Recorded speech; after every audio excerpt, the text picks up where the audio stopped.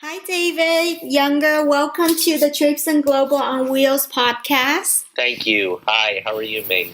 I'm doing well. We are so happy to have you today. David Younger was diagnosed with facioscapulohumeral muscular dystrophy when he was around 4 years old, at the same time that his mother and grandmother were diagnosed. David is a licensed psychologist in Texas and in New York with a private practice that is web and phone-based with clients from all over the world.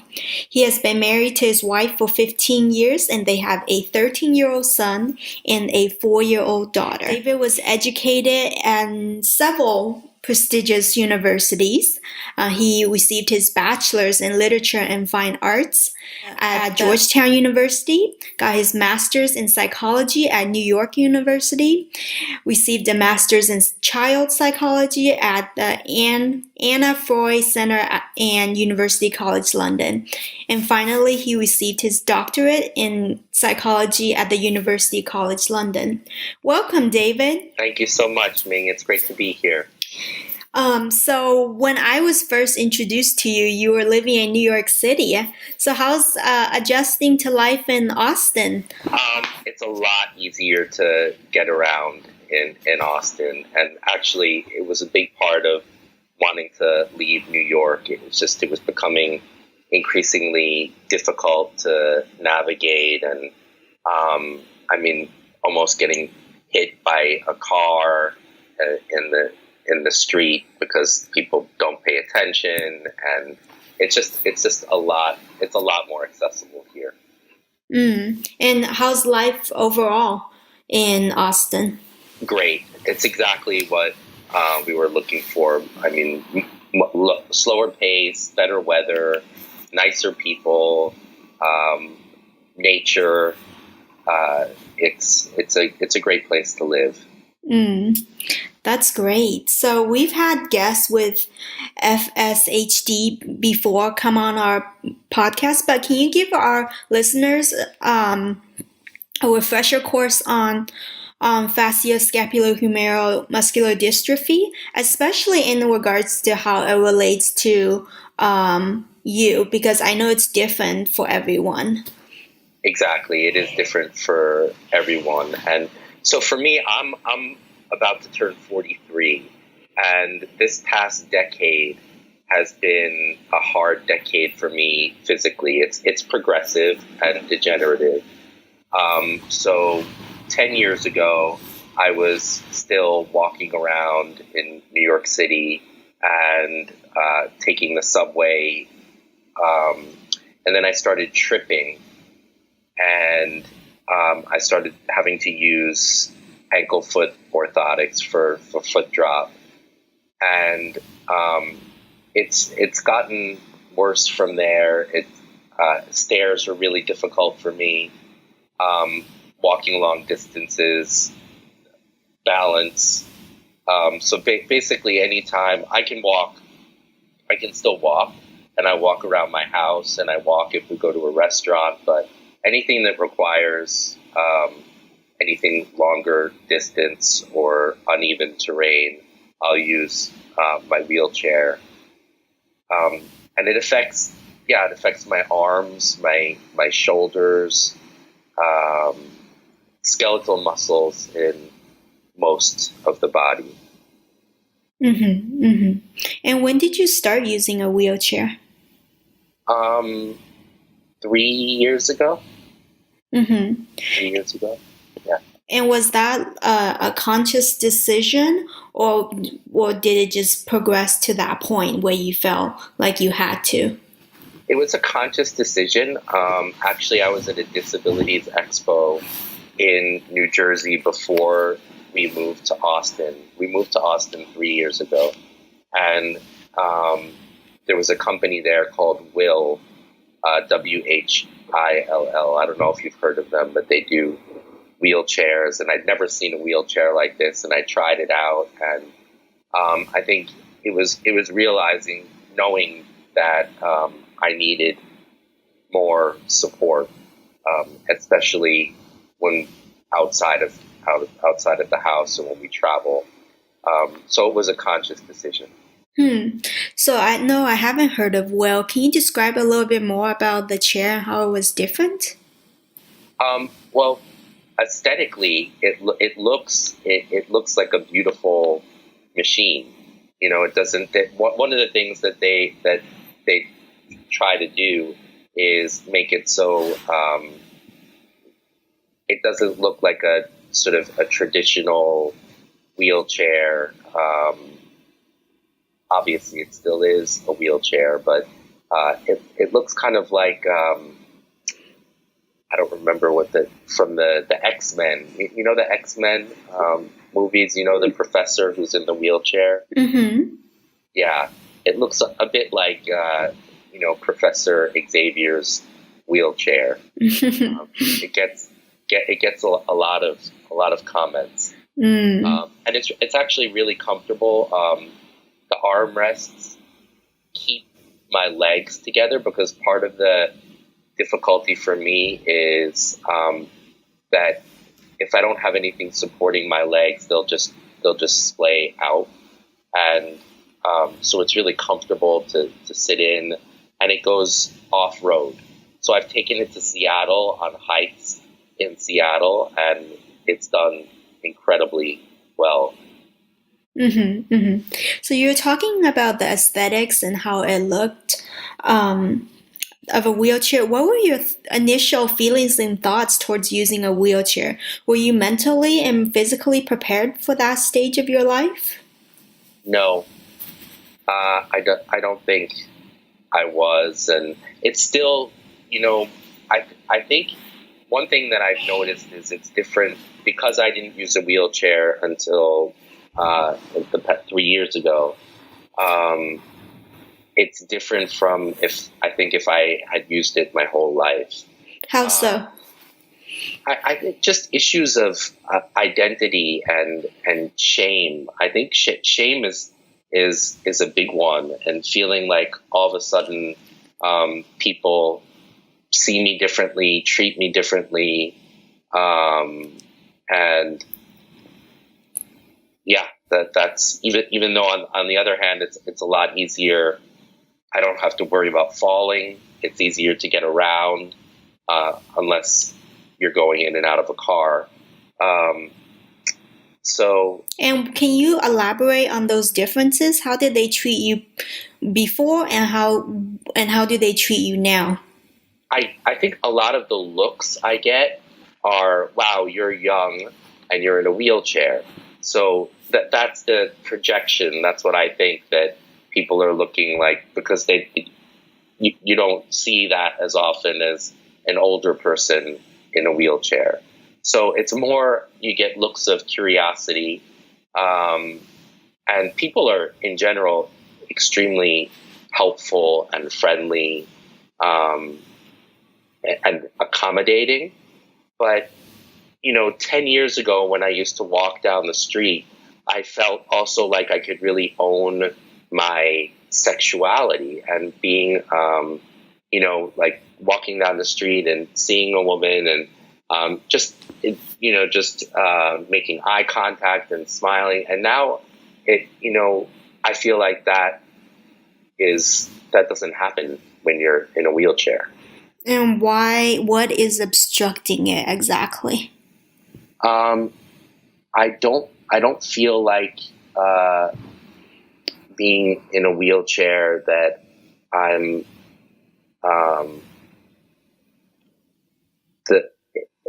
that there's the sexual attraction is what comes up for people. I think it's more like a curiosity, and you're a young or younger man in a wheelchair. What's going on with him? And do you think that has anything to do with the current culture? It's a very sexualized culture at the moment, I feel like. Yeah, it's a very sexualized culture. I mean, our culture, what do we prize in our culture? We prize thin, healthy, muscular people. So it's not something that that feels like it's just a normal part of our culture. Mm-hmm. Mm-hmm. Yeah, I think a lot of us, especially a lot of us with disabilities, wheelchair users or whatnot, have these feelings and you know, experiences, but we don't really talk about it, and Right. hence the buildup of shame. Yes. Exactly. It's not a singular experience. Exactly. Well, and even like, and I'm sure, you have experienced this many times too, but when you're in a wheelchair, you if you go to a place that there's a big step, or, the bathroom is down the stairs, it kind of reinforces a message that, well, it's not that important for us that you can access our establishment. Mm-hmm.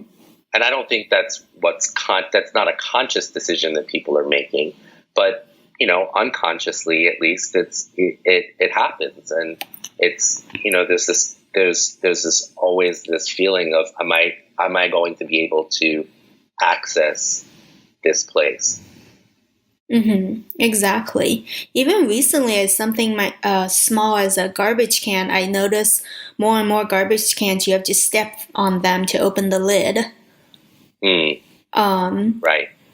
So yes, lots of negative messages being sent out, just whether they're intentional or not. Right. So my next question, I think you can answer really well just from your personal experience. What are the challenges of being a father from a wheelchair? And, how is it different from being a dad who can walk around with their, daughter and son?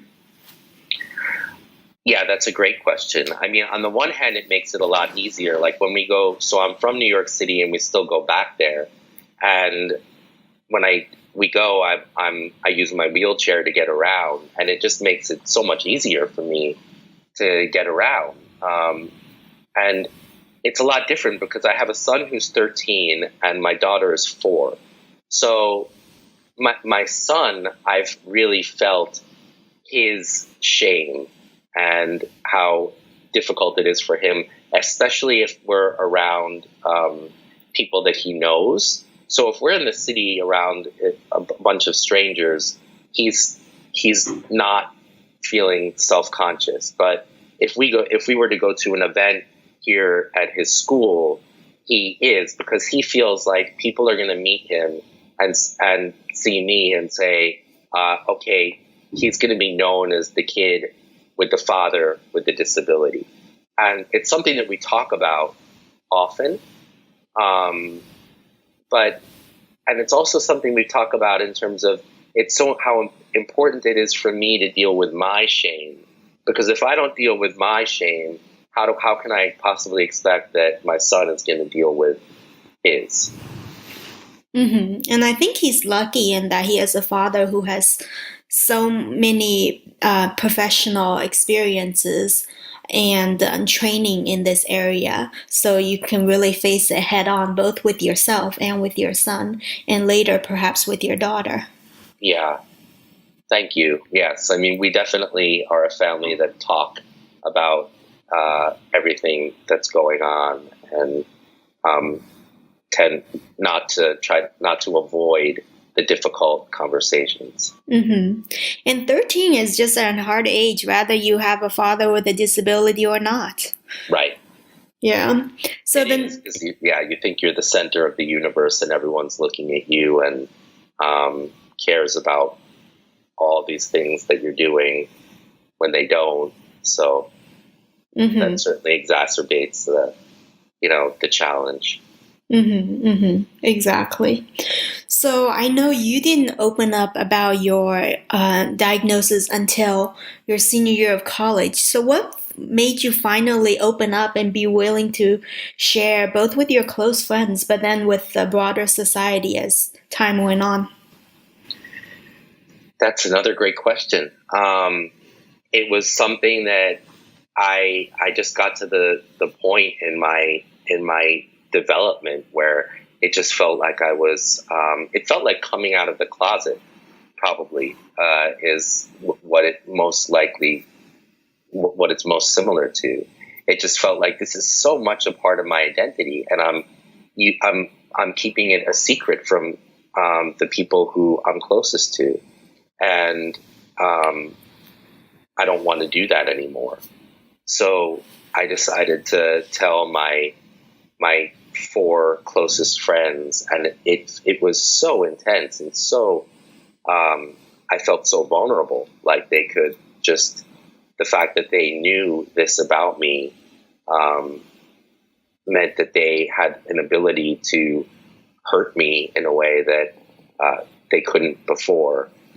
And then really I started in therapy after college and started telling more and more people until now it's at a point where I can't hide it, but being able to hide it that's a big downside of being able to hide it, is if you choose to do so, because a lot of my energy went into hiding it. Yeah. I think in one of the articles you're talking about going to a classroom and strategically positioning yourself so that, you weren't asked to lift a chair or something in that nature. Exactly. I was doing that all the time in high school and college. It's always being aware of, is this something that I can't do, and how am I going to position myself so that I won't be exposed? It was all about avoiding being exposed. And unfortunately, I didn't grow up talking about it. I didn't grow up going to therapy. So it was all just this raw, unprocessed fear, anxiety, and shame that I kept inside for years. Do you think it was the progression of FSHD that factored in, that you opened up during that time, or was there something else? I think it was something else, because I was still able to hide it until I was in my early 30s. It was more the psychological burden, the emotional burden, and realizing that not telling people that I was close to was so isolating and alienating, and I just didn't want to do it anymore. Yeah, it was definitely, from one of the articles I was reading, I really felt your the pressure of keeping it all in. Yeah. So next we're going to move on to relationships, one of the areas that you have a lot of experience in. So let's start off with a general question. What are the biggest issues people face in relationships? And what can we all do to enrich and have healthier relationships with one another? Well, I work with a lot of people with disabilities in my private practice. It's one of my 2 main areas of focus. So I have that exposure, and I have my own personal experience as well. But communication is one of the biggest factors. Being able to just talk about what it is that you're feeling, and especially with issues related to disabilities, there's a lot that feels like it would be easier to avoid by not talking about, and how important it is to just be able to put words to a lot of the difficult feelings. So as children, it comes so naturally for us to say everything and, express our thoughts. And as we grow older, we are able to filter and bottle certain things in. What do you think causes that, enclosure, I guess, in a way? Yeah. So I think it starts from the very beginning, is our relationship with our primary caregivers. So the way that we're related to informs what we feel, how we feel about ourselves, and what we feel is okay to express and not express. And that continues when we start going to school.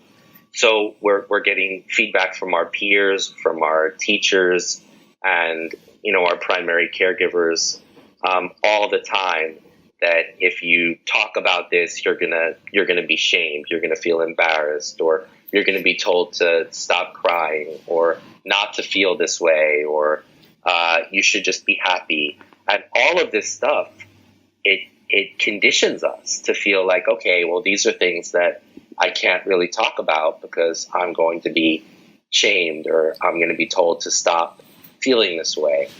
And then we end up keeping it inside until we realize when we're older, wait a second, that's not good. Like, this is really having an impact on me, and it's having an impact on me in ways that I never even could have imagined. What are some relationship challenges that individuals with chronic health conditions face that the broader able-bodied world does not have to worry about as much? Well, one big thing is, probably the most common way that people meet people now is online dating. And so when you have a disability, especially if you're using a mainstream app, you're dealing with, well, when do I tell people?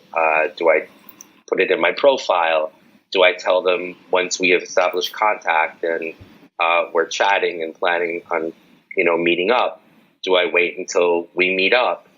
And then it's different on it. I know some people who have tried all of the above. And it creates a lot of anxiety about, when do I tell? Mm-hmm. And knowing that you're going to get rejected right away many times just because you have a disability without people even knowing you, which, how could that not reinforce feelings of shame and, feeling defective and isolation? Mm-hmm, mm-hmm. And being a person who's an expert in the relationship realm, what is your professional advice on that front? Well, I encourage people to do whatever they can to talk about what they're experiencing, to seek out groups, to seek out, I know there are apps, if you're interested, for dating for people with disabilities. But if not, ultimately we have a choice. It's like, do you feed the shame and just withdraw and say, okay, I'm going to get rejected, so it's too painful to subject myself to that, so I'm just not going to try and meet people? Or do I realize that, okay, people are going to reject me whether I have a disability or not, and I'm not going to take that on as my problem. And I know that if I do it enough, I'm going to meet people that are open to really getting to know me and who I am. Easier said than done. And I know how challenging and difficult it is, but, the world needs us to be out there like you're doing, and just saying, I'm here, I matter, I'm important, look at me, get to know me. And then everything shifts when people get to know who you are versus just a picture of you or as someone with a disability. Mm-hmm. Mm-hmm. So in a couple of your articles I read about you were talking about common patterns and programmings that are keeping people stuck in these negative, vicious cycles. What are these common patterns and programmings, and how can we become unstuck? Yeah, great question. So going back to what I was talking about earlier about the ways that we're related to. The ways that we're related to from the time that we're born condition us to have feelings about thoughts and feelings and beliefs about who we are and our place in the world. And if they go unchallenged, those thoughts and feelings and beliefs persist. And we automatically look for things to confirm those habitual ways of thinking and feeling and believing. So the first step is really becoming aware and saying, this is not objective reality. This is not the truth. This is just the way I was conditioned by people to think and feel and believe. But if this is not working for me, if I don't like this, I need to actually take a step back and do something about this, and start challenging these thoughts and these feelings and these beliefs and the ways I'm doing things. And there's going to be resistance to that. If you're used to thinking and feeling and behaving a certain way for 20, 30, 40 years, there's going to be a huge resistance to doing something differently because we're creatures of habit. And even if the status quo is painful, it's what we know. So it's stepping into unknown territory. It can be really scary and feel very foreign, but it's that awareness that, oh, this is something that I'm doing without even thinking about it. Why am I doing this? Like, where did this come from? Like, why am I thinking and feeling this way? How is this serving me? How is this not serving me? And you start to pay attention to all these habitual things that you weren't paying attention to before. That is very insightful. And what are the more specific steps that people can take to do that? Well, I'm a huge fan of mindfulness. And mindfulness is essentially the practice of presence and paying attention in the present moment to what you're experiencing, and you can do anything mindfully. You can eat mindfully. You can be in a conversation mindfully. And the opposite of mindfulness is when your head is one place and your body is in another. And so if I were sitting here and thinking about what am I going to eat later for breakfast, that's not practicing mindfulness, because I'm sitting here and talking with you. And and the practice of mindfulness, like meditation, is a way to practice mindfulness, where you can use an app like Headspace and start with 5 minutes a day of a guided meditation where they take you through as a beginner, and you just start paying attention to your breath, and your mind wanders, and every time your mind wanders, you bring it back and start focusing on your breath, and you realize how active our minds are. And our minds are like puppies, that jump at every stimulus. And it's our job as the owners of our minds to train our minds, just like people train our bodies. I see that you're starting this 30-day exercise routine, right? Because you say like, oh, I've got to train my body. Well, we've got to do the same thing with our minds. And if you let your mind run free and be wild, it's going to jump at every single stimulus out there, and you're going to feel like you're at the mercy of your mind. And mindfulness and meditation are the practice of training your mind.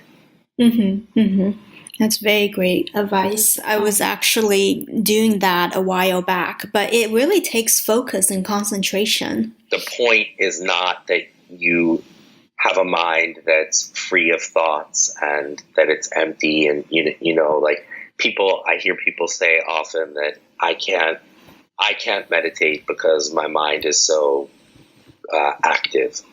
But that's not true, because it's just the practice of you get distracted, you bring it back. You get distracted, you bring it back over and over again.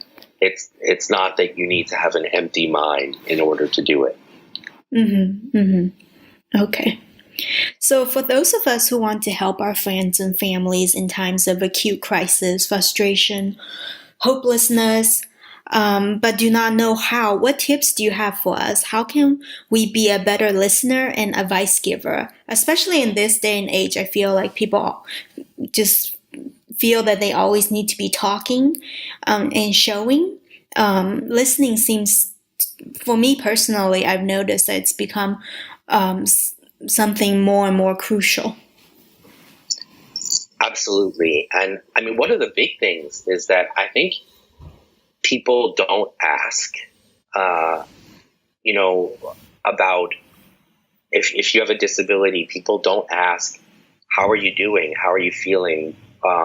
What's going on for you? Because they assume that you don't want to talk about it, or they don't know, they feel awkward, or they don't want to bring something up that's going to be too painful. And so it ends up getting avoided. And then as someone with a disability, you end up feeling really alone with it. It's like, why are people avoiding talking about the elephant in the room? And then you feel like, well, if they're uncomfortable, I don't want to bring it up either. So part of it is just naturally allowing yourself to be curious, curious from a standpoint of caring, and taking the risk to say, hey, I've been thinking about you. What's going on for you? Or if you're thinking, I imagine it must be difficult now that winter's coming, for example, getting around. How is that, for you? And just taking the risk to reach out and ask the questions and be willing to listen. I think that's so much more important than giving advice. And instead of giving advice, you can say, well, how can I best support you? What do you need from me? I care about you. That's a great point. So I think there are times where people do want advice. So how do you balance like when to listen and when to give advice? I ask, because people will tell me. I just, what is it? I say, what do you need right now? And I really mean it. I don't say it like a therapist, like therapists speak. Like, I say it like, what do you need? Do you need me just to listen and to hear you and, for you to share what you're going through? Or do you actually want some feedback and advice about whatever it is that you're struggling with? Something very obvious, but Yes. that a lot of us forget, especially as we become more and more hidden behind social media platforms. Exactly. And I just think just one quick thing to add to that is that I think the thing we need most, disability or no disability, but especially if you're living with a disability, is just to feel seen and heard and known. And that is so powerful. So next I want to ask you about Love After Kids. What inspired you to create Love After Kids, this program? And can you tell us a little bit more about it for viewers who are not as familiar with it? Yeah, so I have two kids, and it's my own. So my two areas of focus in my work are working with people with chronic health conditions and working with relationships and parenting. And those are the two biggest parts of my identity and things that I have lived with. I've got a 13-year-old and a 4-year-old, and see the similarity between disabilities and Love After Kids is that they're huge things that people go through that don't get talked about enough. All of the challenges of if you're in a relationship and it's just two of you, and all of a sudden you have a kid and you're having to take care of a kid and you don't know what you're doing, and your relationship changes in so many ways, and everyone is putting pictures on social media of, oh, look at me, I'm so happy with my baby, but they're not talking about how they're not spending time with their partner, they're not having sex, they're not feeling prioritized anymore. And so it's about really wanting to create a space to talk about all of those issues. That's wonderful.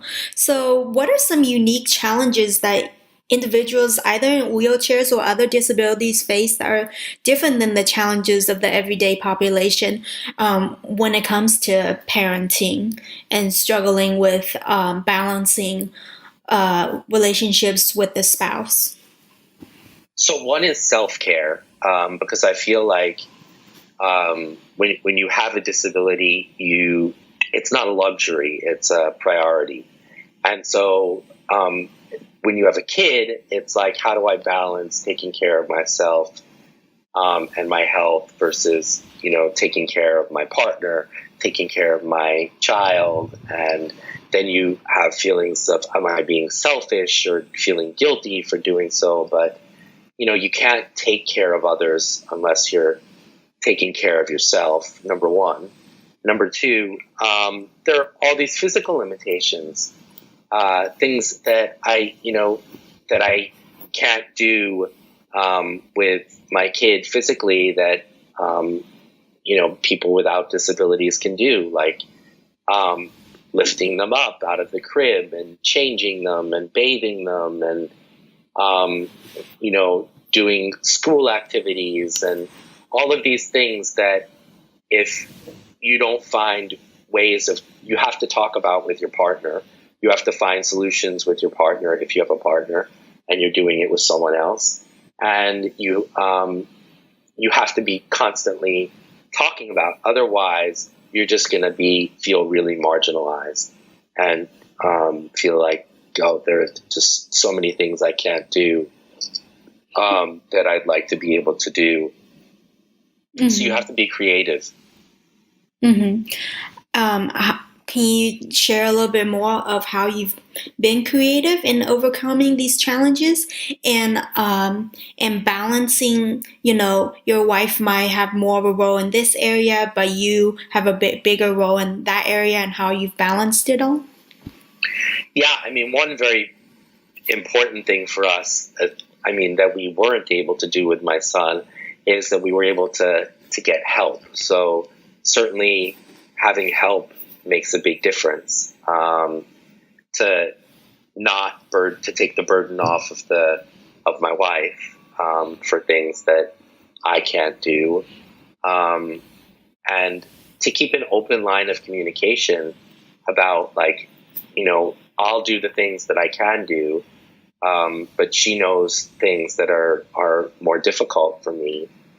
And we have to do a lot of planning that people don't even think about, like, especially if there are events at my daughter's school, about accessibility and will I be able to go to the event? So a lot of things that you just sort of take for granted if you don't have a disability, you have to do a lot of behind the scenes planning for. If you do have a disability. Exactly. And I feel like getting help, people with disabilities sometimes, feel ashamed of that. But people who don't have disabilities get help. I just recently saw two able-bodied parents, mom and a dad who has one son, and they have a nanny almost full time. And so I think that's something that needs to be addressed as well in confronting shame in that area. Absolutely. It's liberating to learn to ask for help. And that's been definitely an evolution, a process for me that I've been able to embrace over time. Okay, so our next questions are regarding technological advancement, social media, whatnot. So as an expert in relationships, I can't help but ask you this question.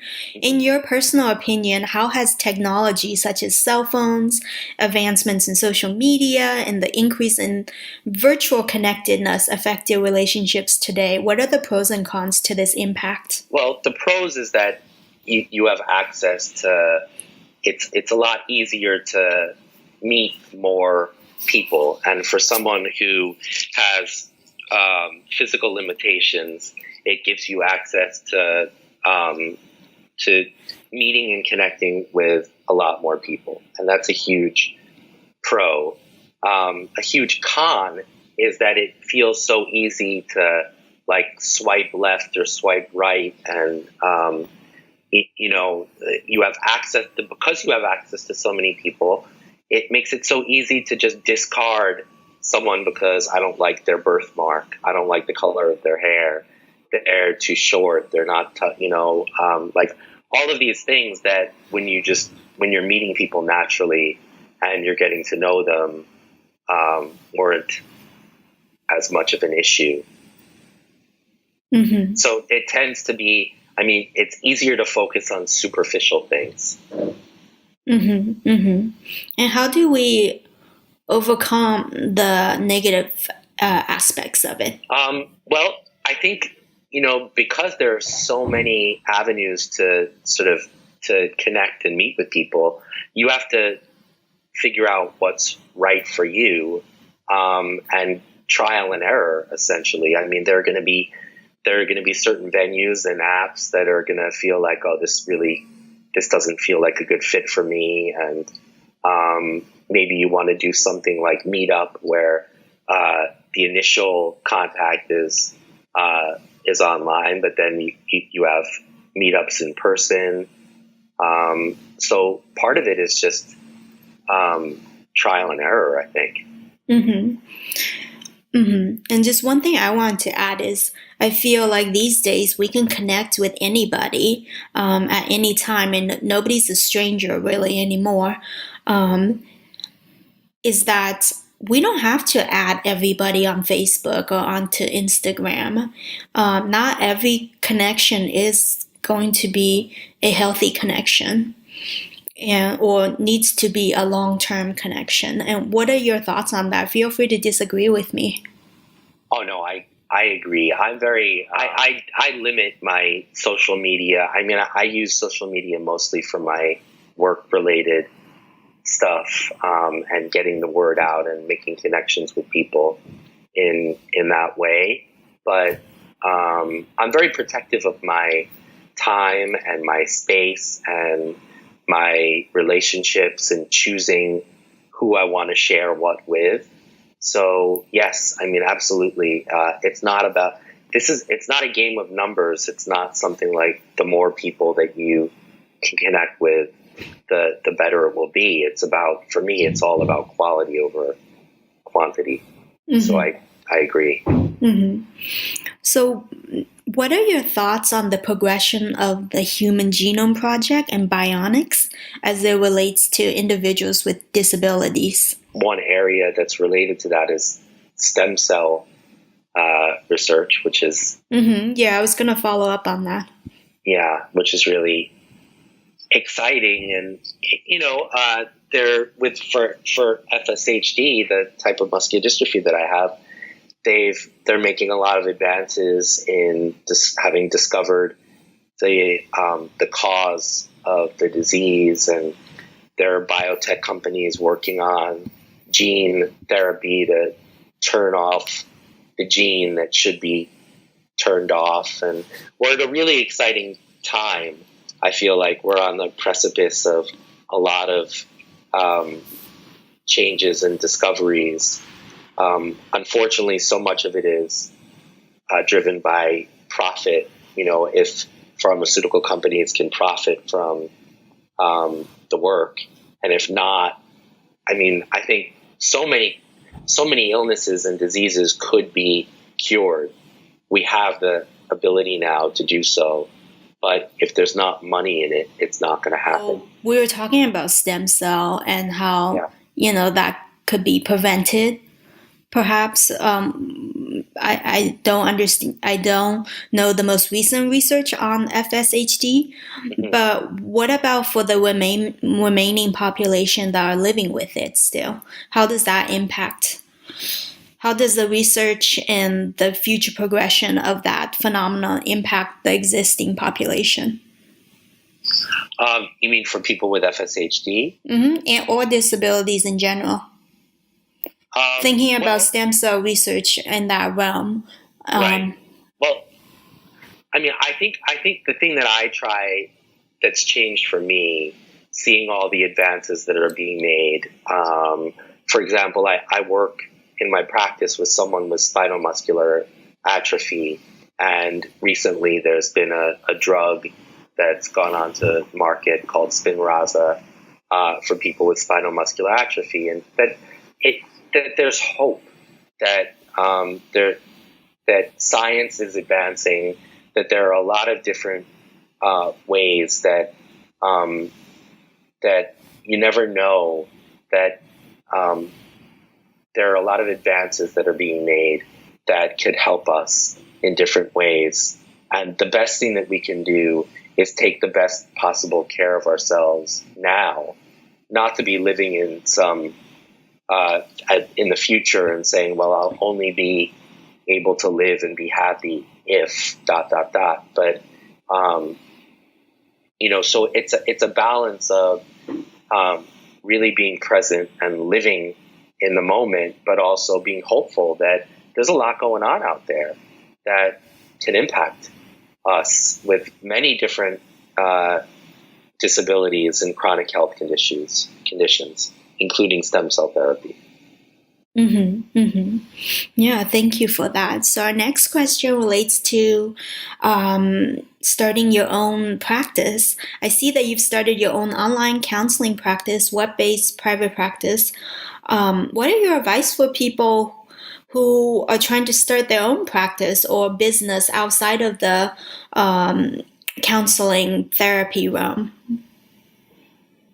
I love working from home. I love working for myself.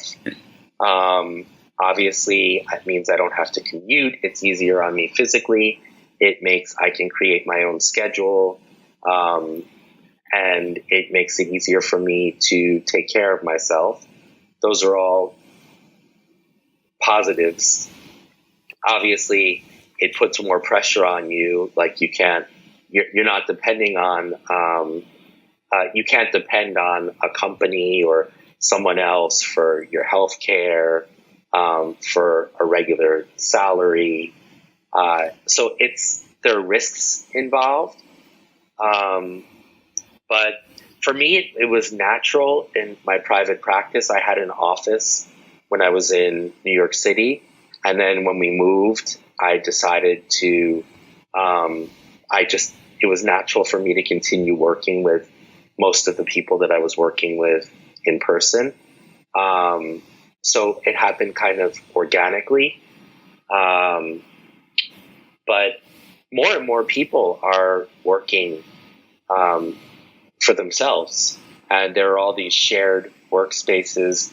If you feel isolated, there are a lot of shared workspaces that you can join so that you can be around other people who are working for themselves. Mm-hmm, mm-hmm. What are some challenges you faced along the way with starting your own practice, and how have you found solutions to them?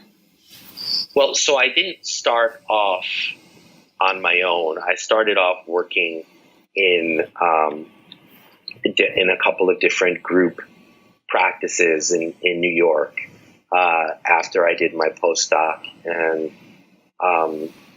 it's really hard to go from just nothing to having a practice. So I did that for a few years, and then gradually I ended up, I took some people into my own practice. I started my own practice and took people into my own practice from the groups that I was working at, and started networking. Networking is really important. Meeting other people, talking to other people, letting people know what it is that you're doing, and focusing on what you care most about, what you're most passionate about. Because I feel like if your heart is in it, it makes it so much easier. Like, I'm not doing this, I'm doing this because I love doing it. I don't like Monday rolls around. I don't feel like, oh, I've got to go to work. I feel like I'm doing work that really makes a difference, that means a lot to me. I love the people that I work with. and care about them. And it also is a way of making a living and supporting my family. That's great. I know you and your wife, Debbie, created a group therapy service specializing in working with people with physical illnesses as well as their family members. So how is that going? What are the unique obstacle courses that this group of people go through, and what are some coping mechanisms? Well, so right now I run one group online, and Debbie and I, we ran a group for a number of years in New York City, and we also worked with a specific population of people with HIV. So I'd say the biggest challenge in terms of running a group for people with disabilities is getting people to a location on a regular basis. Because it's so hard for people with disabilities to commit to something weekly, to get from one place, to get to a specific location. It certainly makes it easier having it online. But it's really, I feel like logistical issues are a huge challenge. Another is that I find that unfortunately it's so hard for people to talk about and to feel like they want to open up and talk about all of the challenges that they're experiencing. And why is that? Is that shame again, or? I think it's a combination of shame and lack of practice, and I think a lot of people deal with difficult things by compartmentalizing and kind of not dealing with it. People deal by not dealing, and feel like if they do, the floodgates will open and they're going to be overwhelmed. I see. So we're coming to an end here, and I wanted to ask one question that I read from your article that surprised me. So in one of your articles, you wrote, "Even though I have many more physical challenges today than I did 10 years ago, I am much more at peace today." Why are you more at peace today? What tools have helped you to come to this peaceful state despite the challenges that have come with the progression of FSHD? Yeah, that is the question. That to me is so important, and what gives me so much hope, and what I hope can give hope to other people. It's really about acceptance and integrating, my challenges into my life, knowing that I struggle with shame, and that's okay. Like, I'm going to struggle with it, and I'm willing to struggle with it and to deal with it and talk about it. And I'm not alone with it. I am in my own therapy. I talk with my wife and my friends. And I know that I have more challenges, but that I can find creative ways to deal with those challenges. And it doesn't mean that I don't have times, days and moments and times when I feel down and I struggle more, but that's part of life. And I'm willing to embrace it. Beautifully said.